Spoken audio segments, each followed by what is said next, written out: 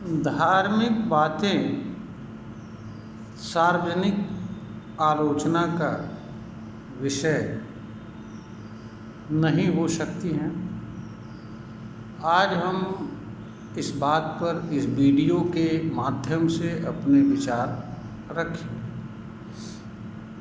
धार्मिक बातें सार्वजनिक आलोचना का विषय नहीं हो सकती हैं।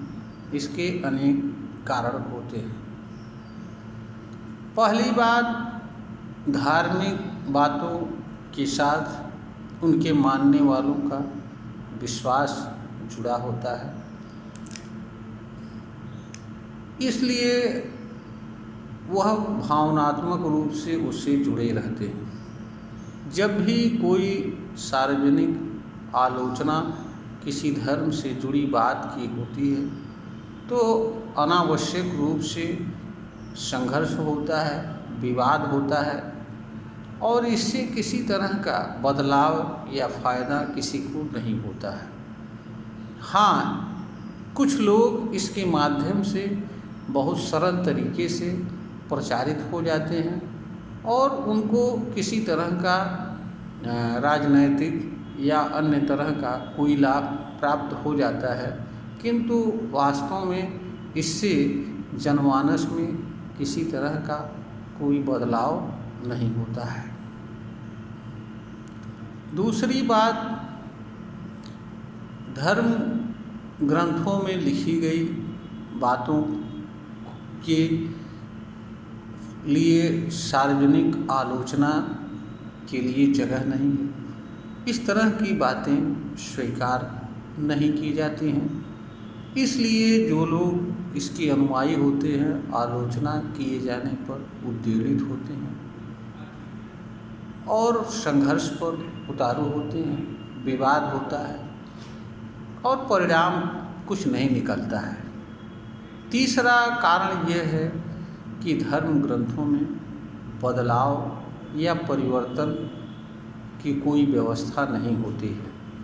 इस कारण से इसमें आलोचना से कोई फ़ायदा नहीं होता है, इसलिए आलोचना निरर्थक होती है।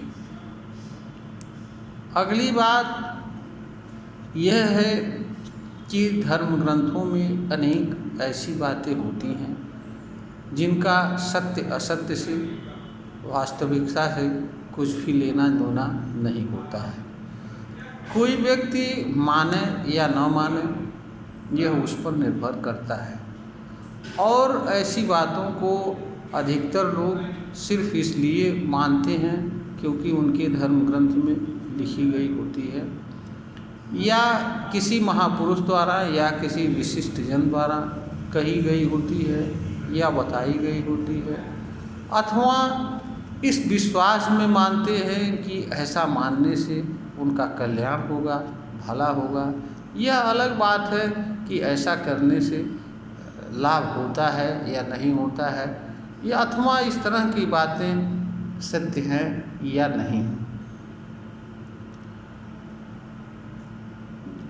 इसके अतिरिक्त जो बातें धर्म ग्रंथों में देश काल एवं परिस्थितियों की देन होती हैं, उनमें बदलाव देश काल, समय एवं परिस्थितियों के अनुसार होता रहता है।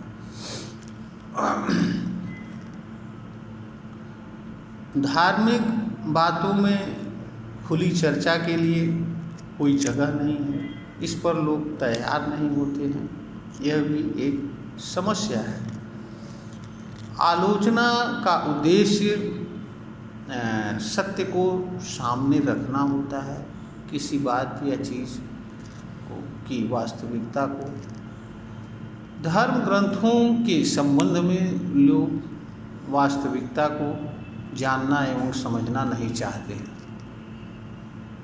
क्योंकि लोग इससे किसी लालच, स्वार्थ, भय से जुड़े होते हैं। जन्म के कारण, थोपी जाने के कारण इसके संबंध में लोग मान कर चलते हैं यह हमारे लिए कल्याणकारी है, इसलिए लोग इस पर सुनना पसंद नहीं करते हैं और इसीलिए इन सब का सार्वजनिक आलोचना से कोई लाभ नहीं होता है।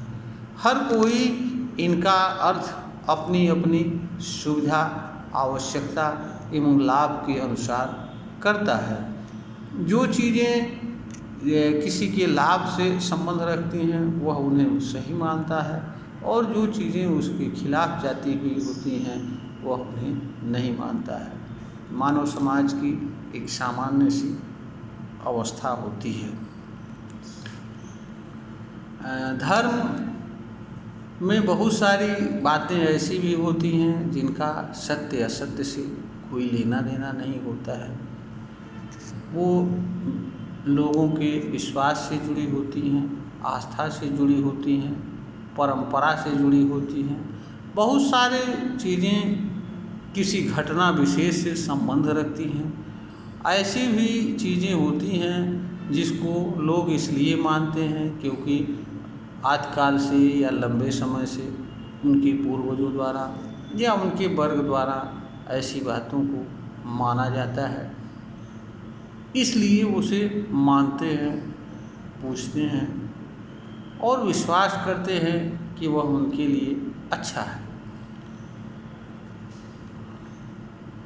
इस कारण से अगर इस पर किसी तरह का प्रश्न खड़ा किया जाता है या सार्वजनिक कोई सलाह दी जाती है तो फायदा होने के बजाय इससे मारपीट, संघर्ष होता है और अनावश्यक रूप से विवाद जन्म लेता है।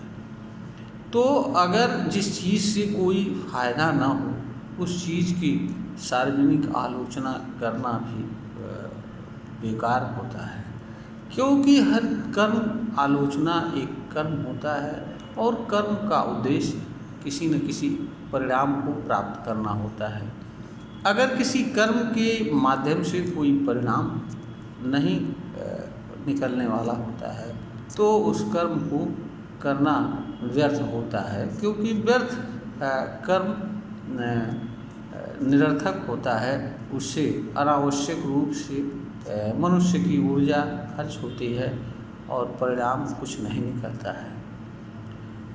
इसके अतिरिक्त भी अनेक वजहें हैं जिनके कारण से धर्म ग्रंथों में लिखी गई बातों को की सार्वजनिक आलोचना करना उचित नहीं होता है। यहाँ पर एक बात यह भी ध्यान देने योग्य बात है कि धर्म ग्रंथ में जो भी बातें लिखी गई होती हैं वह ज्ञान एवं अनुसरण करने, उन पर चलने तथा यह विश्वास करने के साधन होते हैं कि उनको मानने से मनुष्य का कल्याण होगा। तो आलोचना के बजाय धार्मिक बातों के संबंध में हर मनुष्य को के लिए आवश्यक होता है कि वह अपने धर्म ग्रंथ से जुड़ी बातों को स्वयं पढ़ने, समझने, जानने का प्रयास करें और जो चीज़ें उसमें उसको अच्छी लगती हैं, कल्याणकारी लगती हैं, उनको माने, शेष को न माने। यहाँ पर एक विचारणीय बिंदु यह भी है कि व्यवहार में बहुत कम लोग ही धर्म ग्रंथों में लिखी गई बातों को जानते हैं, क्योंकि स्वयं पढ़कर समझने वालों की संख्या अत्यंत कम है। 1% भी नहीं है।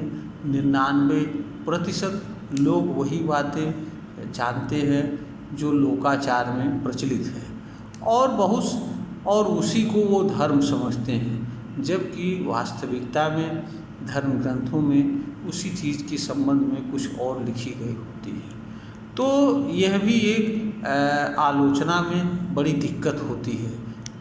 धर्म के संबंध में एक बात ये भी होती है कि लोग बिना जाने ही उसके ज्ञानी होने के बारे में स्वयं को समझते हैं। भले न कोई जानकारी हो फिर भी उनको ऐसा प्रतीत होता है कि जैसे वह धर्म के बारे में सब कुछ जानते हैं। तो इसलिए जो व्यक्ति जब इस तरह का मानव समाज में विचार विद्यमान हो, वहाँ पर मानव समाज अपने धर्म ग्रंथ में लिखी गई बातों की आलोचना करना पसंद नहीं करता है। इसीलिए लोग मारपीट पर उतारू हो जाते हैं। धर्म ग्रंथों में लिखी गई बात के संबंध में एक बात यह भी महत्वपूर्ण है कि यह बातें व्यक्ति के ऊपर उसके जन्म से थोपी जाती हैं और यह समझाने का प्रयास किया जाता है कि यह सही है, यही तुम्हें मानना है, यह ईश्वर का वचन है, वाणी है, संदेश है।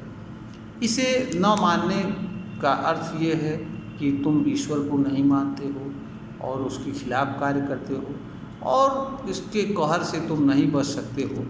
इस तरह की बातें भरी जाती हैं।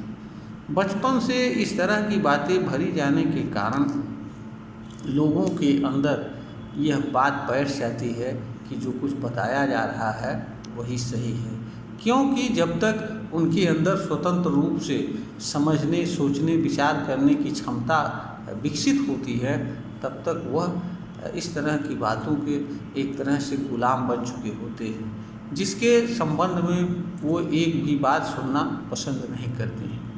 तो जिस चीज़ के संबंध में मानव समाज या कोई वर्ग सुनना पसंद न करे, उस चीज़ के संबंध में सार्वजनिक आलोचना भी एक तरह का निरर्थक होता है और इससे कोई फायदा नहीं होता है। इससे अनावश्यक रूप से विवाद होता है, संघर्ष होता है, तमाम लोगों के जाने जाते हैं। इसलिए सार्वजनिक आलोचना किसी भी दृष्टि से धर्म से जुड़ी बातों के संबंध में उचित नहीं होती है। जहाँ तक धर्म ग्रंथों की बात है, कोई भी धर्म ग्रंथ ऐसा नहीं है जो उसमें लिखी गई बातों को जानने से मना करता है। इसलिए हर व्यक्ति का यह कर्तव्य होता है कि वह लोकाचार में क्या है इससे परे होकर के या किसी ने क्या कहा है या कोई क्या कह रहा है इस पर ध्यान ना दे करके व्यक्ति स्वयं पुस्तकों को पढ़ करके स्वयं जानने का प्रयास करे। अगर कोई बात समझ में नहीं आती है तो दूसरे के माध्यम से उनको जानने एवं समझने का प्रयास करें, जो लोग इस तरह की बातों को जानते एवं समझते हैं और जो बात वास्तव में सत्य प्रतीत हो उसे माने, कल्याणकारी प्रतीत हो उसे माने और जो बात अनुचित लगती हो उसे न माने। इसी में मनुष्य का कल्याण है, क्योंकि अगर धर्म ग्रंथ में लिखी गई किसी बात को कोई व्यक्ति मानता है तो उसका अच्छा या बुरा परिणाम उसी के ऊपर पड़ता है। धर्म ग्रंथ के ऊपर किसी तरह का कोई प्रभाव नहीं पड़ता है और ना ही उसके लेखक के ऊपर कोई प्रभाव पड़ता है और ना ही जिसके द्वारा इस तरह की बातें बताई गई थी उसके ऊपर किसी तरह का प्रभाव नहीं पड़ता है। तो जब सारा प्रभाव मानने वाले पर पड़ता है तो मानने वाले का यह कर्तव्य होता है कि वह बजाय ऐसी बातों के संबंध में झगड़ा करे, विवाद करे, इससे परे हट करके वह स्वयं सच को जानने का प्रयास करे और सच का जानने का प्रयास वो धर्म ग्रंथ है जिनसे वह संबंध रखता है उनको पढ़े, समझे और जो उसमें अच्छा लगे उसे स्वीकार करे, बजाय सार्वजनिक रूप से आलोचना करने, विवाद का कारण बनने, किसी की उपहास का पात्र बनने से इससे कोई फायदा नहीं होता है। यह वीडियो ज्ञानवर्धन हेतु बनाई गई है, प्रेषित की जा रही है। अगर श्रोता को कल्याण के लायक प्रतीत हो शेयर करें, सब्सक्राइब करें।